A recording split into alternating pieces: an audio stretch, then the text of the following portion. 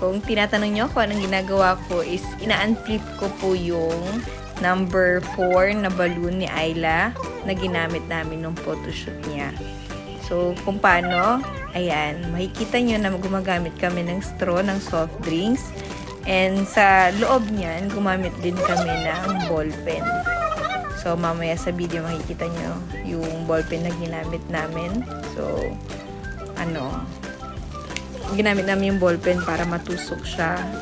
Matusok yung airway niya dun kasi medyo malayo yung airway niya. So, gumamit talaga. Ayan guys. Ayan yung ginamit namin para mabutas. So, pag nabutas na at lumalabas na yung air, so, tinatanggal namin yun. Pero may time talaga na automatic na nawawala yung yung... Yan na. Pakita mo na. Ayan. Pakita daw sabi ng Junakis natin. So, ganyan talaga guys. Pag nag-vlog tayo, tapos may toddler. So, curious din sila kung bakit tayo nagsasalita sa harapan ng cellphone. Kaya, ayun guys. Yan. Tutuloy natin yung sa airway. So, may time talaga na nawawala yung airway. So, tutusukin natin ulit siya ng ballpen. Tapos, pag dire-diretso na yung hangin, pwede natin tanggalin ulit yun para medyo malaki yung lalabasan na hangin. At mas mapapabilis siya ma-unflip.